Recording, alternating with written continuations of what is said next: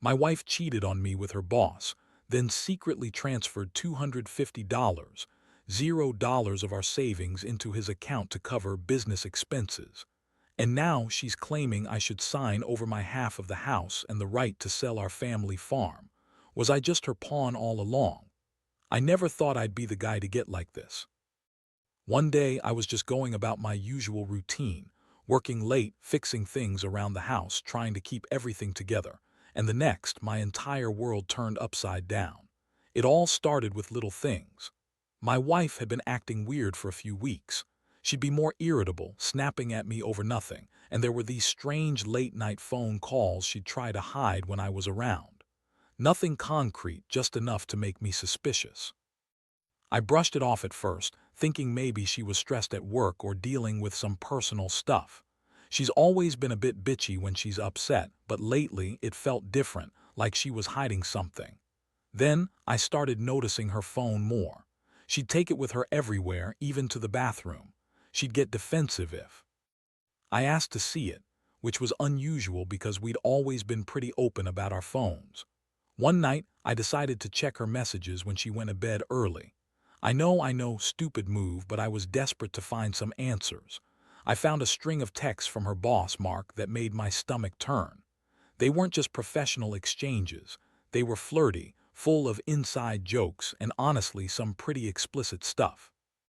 I saw her say things like, "Can't wait to see you tonight," and "Let's make sure no one finds out," and I felt like I'd been punched in the gut, but it wasn't just the messages. There were pictures, one of her in bed, half-dressed, sending him a selfie with a caption that said, "Wish you were here." That was the moment I knew for sure.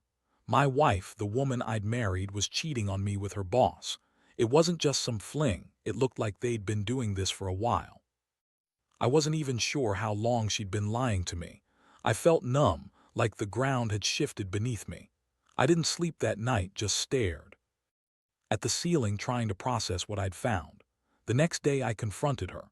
I didn't want to believe it at first, so I showed her the messages. Her face just froze like she'd been caught in a trap. She tried to deny it, of course, said it was just sex and nothing serious, that Mark was just a friend from work she'd been venting to. She spun some story about how she was stressed out, that it didn't mean anything, that I was overreacting. But I wasn't buying it. How could I?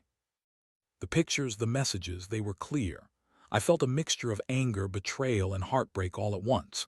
It's like all the trust I had in her evaporated in that moment. She kept lying, trying to downplay everything, but I could see the guilt in her eyes. When I asked her why she did it, she said she was just lonely, that I'd been busy with work, that she needed someone to talk to. That's bullshit. I work my ass off to give her a good life, and she's out screwing her boss. That's not loneliness, that's betrayal. And the worst part, she then started to twist things around, accusing me of neglect, saying I was never there for her, that I didn't pay enough attention. It was her way of shifting blame, like I was the one who screwed up. That moment hit me hard. I felt like I'd been punched again, but this time in the chest. I was furious, but also deeply hurt. How could she do this? After everything we've been through, after all the promises and vows. And then the bombshell. I found out she transferred $250, $0 of our savings into Mark's account. She said it was for business expenses, but I knew better. I looked into it, and it was clear she'd been funneling our money, our hard-earned savings, into her affair partner's account. I couldn't believe it. Our savings, our future, all gone because of her lies and her betrayal. That's when I started to realize this wasn't just some fling. This was a full-blown betrayal of everything I thought we had. I felt like I'd been played, used as a pawn in her game. I thought about everything. Our house, the farm we inherited from my grandparents, the plans we made. And now she's talking about signing over her half of the house, even the right to sell the farm. I was stunned.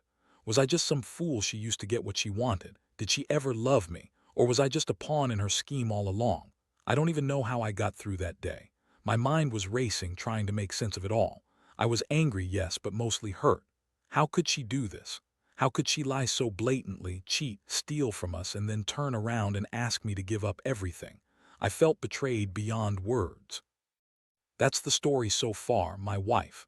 A bitchy manipulator, cheating, lying, stealing, and now trying to push me out of my own life.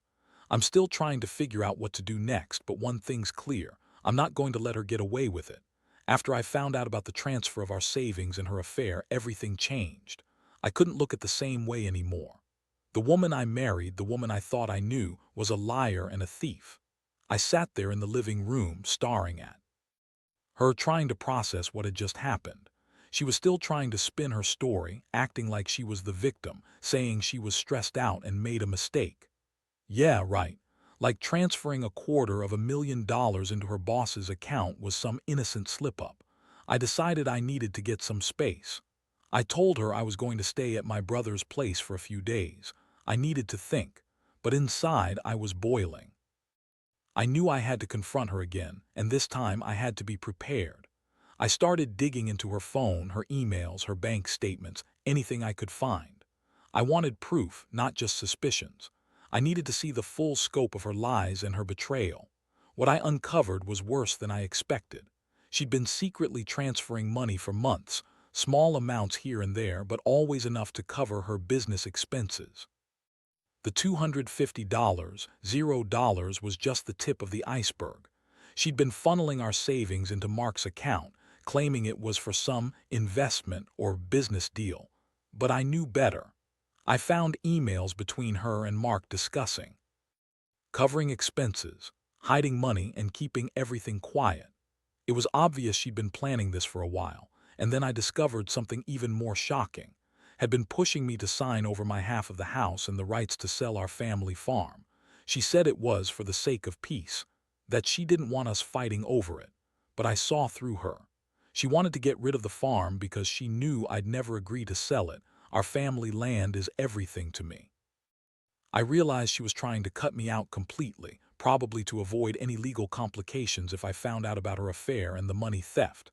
I couldn't believe her audacity. She was lying, cheating, stealing, and now she's trying to manipulate me into signing away what's mine. I felt sick. I'd given her my trust, my love, my life. What did I get in return? Lies, betrayal, and a woman who was willing to destroy everything we built. That night I couldn't sleep. My mind kept racing. I kept asking myself, how did I let it get this far? How did I not see the signs? Was I just blind, or was I knew I had to act fast. I couldn't let her get away with this. I started making plans.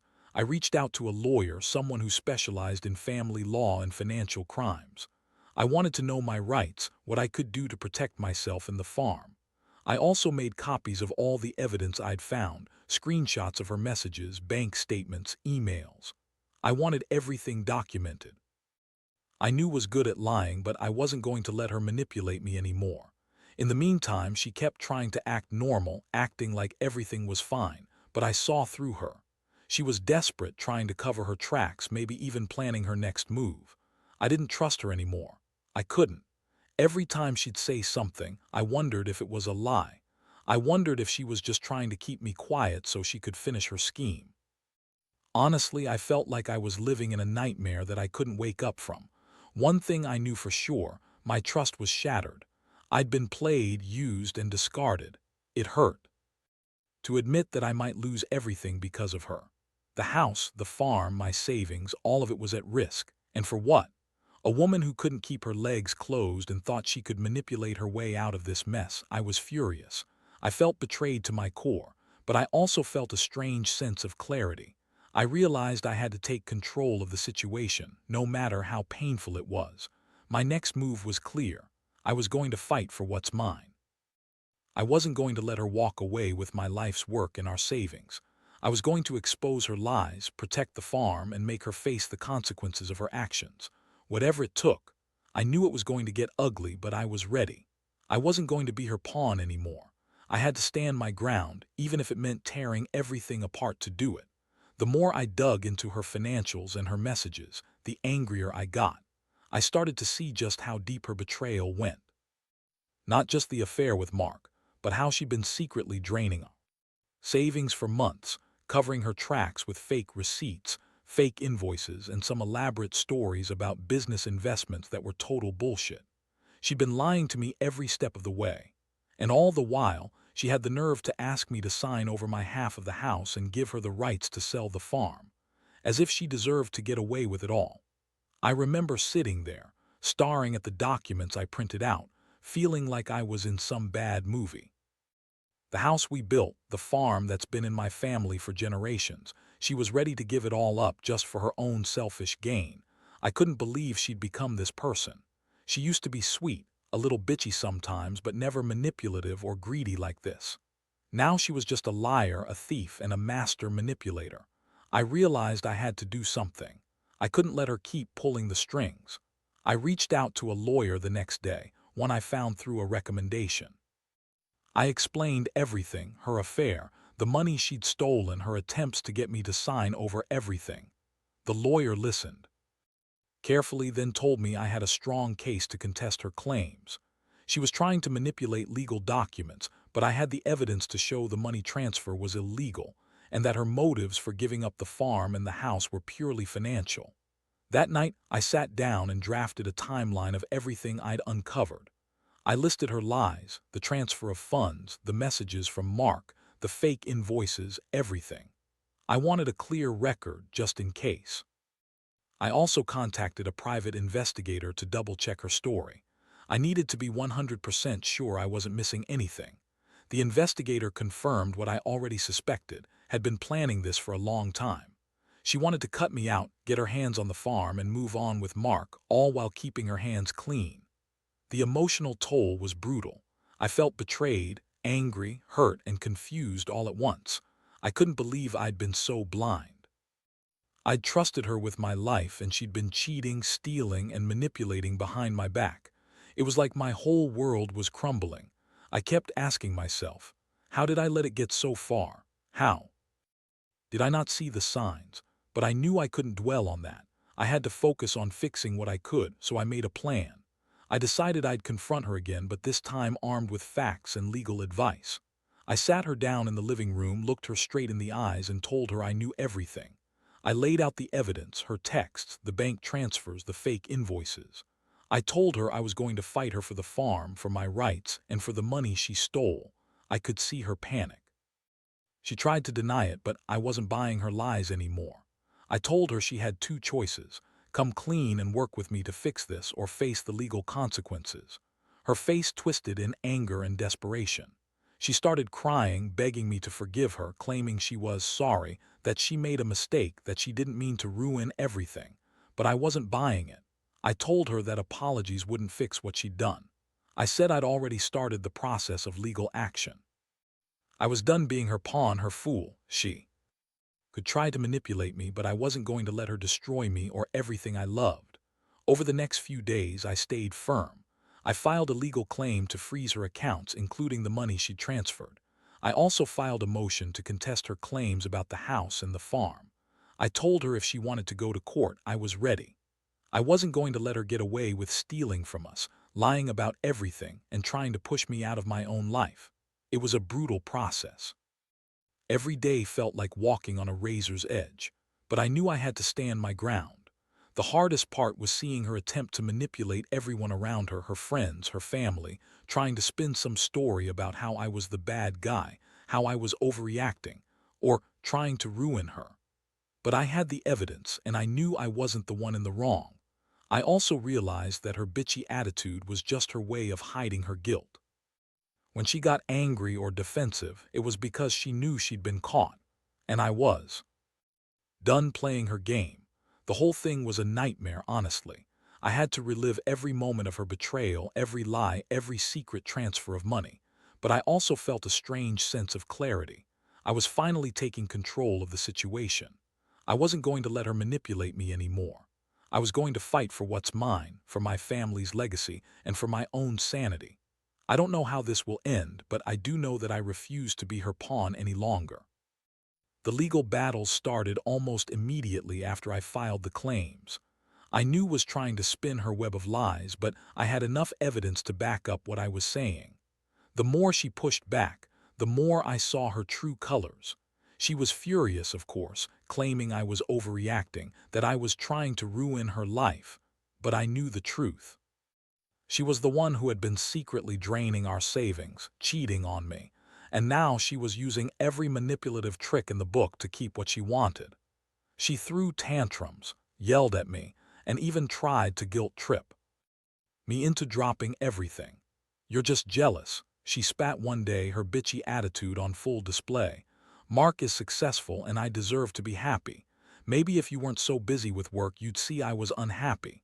That was her typical line: blame me, twist everything around, make me feel guilty. But I wasn't falling for it anymore. I saw through her. She was just trying to distract me from the facts, from what she'd already done. Meanwhile, I kept working with my lawyer, gathering more evidence and preparing for the next steps. I brought in a forensic accountant to trace the money transfers and verify exactly how much she'd stolen. Turns out, she'd been moving money around, creating fake invoices, and even using some shell companies to hide her tracks. It was a sophisticated scheme, but not sophisticated enough to fool the experts. We had her dead to rights. One of the most shocking moments came when I found out she'd been secretly talking to Mark behind my back, even after I'd confronted her. I discovered a series of emails where she was planning their next meet, discussing how to avoid suspicion, how to explain away the money transfers, and even how to convince her boss to help her cover her tracks. It was obvious. They'd been in this together for a while, and she was fully committed to her betrayal. She thought she could just lie her way out of it, but I had the proof. That's when I decided to take more drastic action. I served her with a court order to freeze her bank accounts and block any further transfers. I also filed a motion to prevent her from selling the house or the farm until the legal issues were resolved. I knew she'd try to sell the farm behind my back, so I wanted to make sure I had control over it.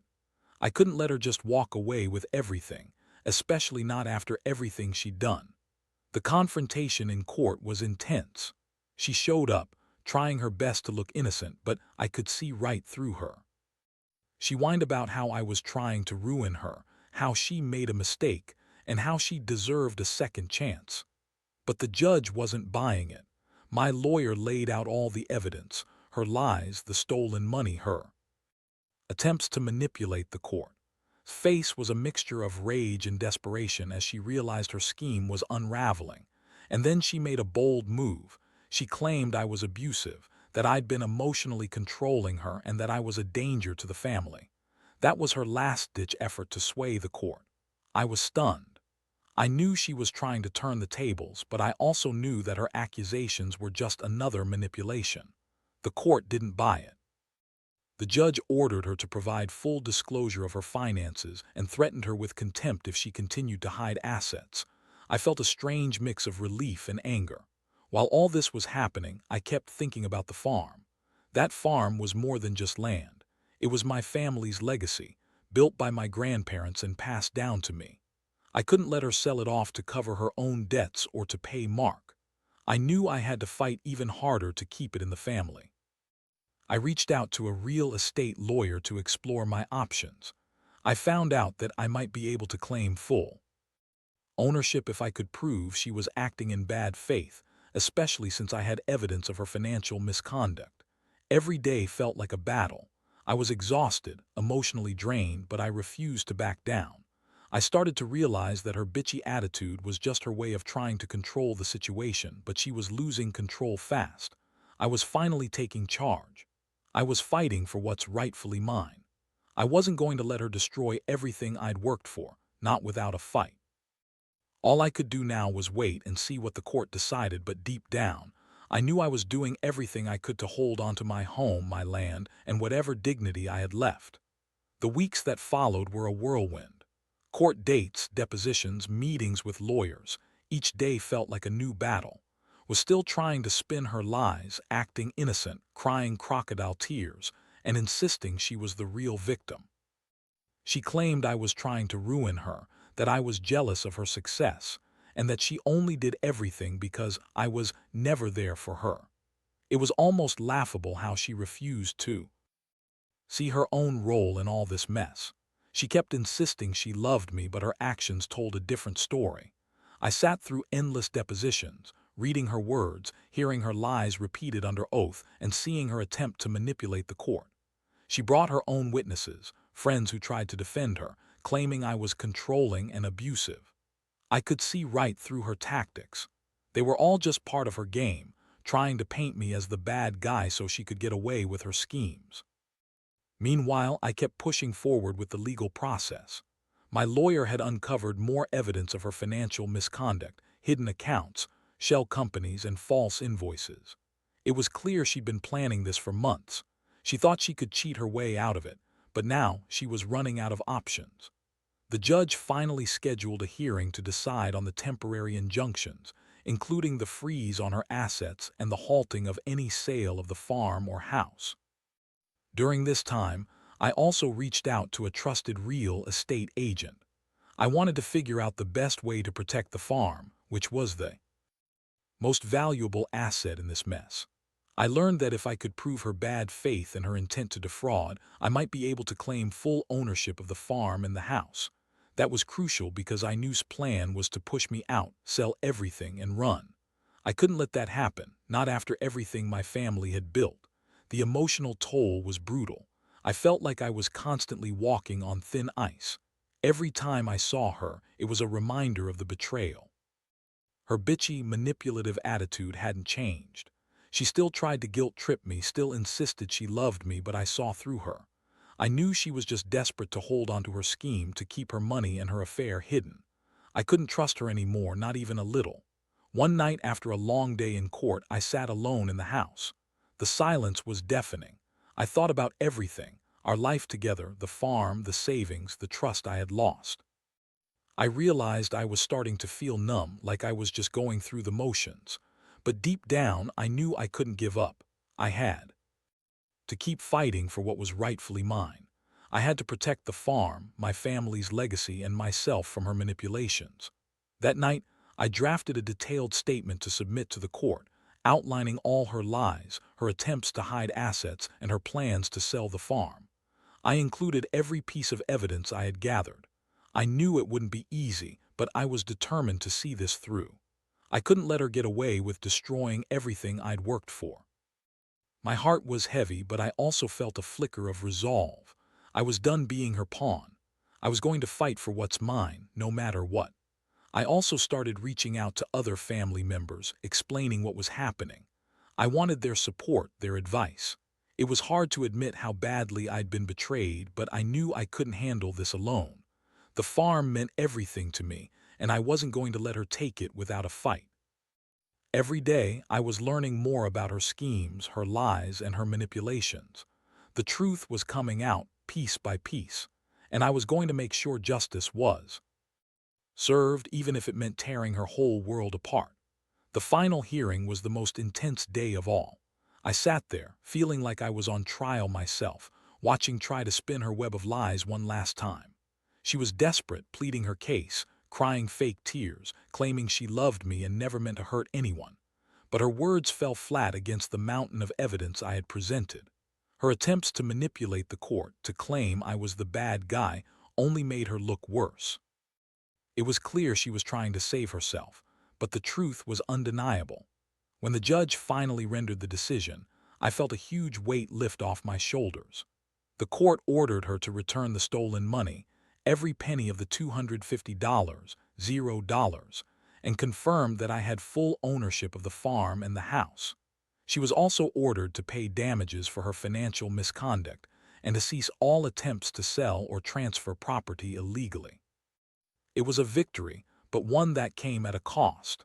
The emotional scars from the betrayal ran deep, and I knew I'd never see her the same way again. This bitchy, manipulative facade crumbled in the courtroom. She knew she'd lost, and her final act was a bitter, angry glare before she stormed out. She tried to accuse me of ruining her life, but the court didn't buy her victim act anymore. I felt a strange mixture of relief and sadness. Relief because I finally had some control back, and sadness because the woman I loved had become a stranger, someone capable of such deception and greed. In the aftermath, I focused on rebuilding what I could. I moved out of the house, which I now owned outright, and took steps to secure the farm, making sure it remained in the family. I cut off contact with completely. I couldn't trust her anymore, not after everything. I also started therapy to deal with the emotional toll, trust issues, betrayal, anger. It's been a long road, but I'm starting to find my footing again. Looking back, I realize how much I learned from this nightmare. Trust is fragile and betrayal cuts deep. But I also learned that you have to stand up for yourself, even when it's the hardest thing to do. I refused to be her pawn, her victim, or her scapegoat. I fought for my rights, my family's legacy, and my sanity. It's not easy and the scars will stay, but I know now that even in the darkest moments, you can find a way to fight back. To anyone going through something similar, trust your instincts. Don't ignore the red flags and don't let anyone manipulate you into giving up what's yours. Keep evidence, stay strong, and seek legal help if needed. It's hard to face betrayal from someone you loved, but you have to prioritize your own well-being and future. Sometimes, you have to tear down the lies and rebuild from the ground up. That's what I did, and I'm finally starting to feel like I'm reclaiming my life.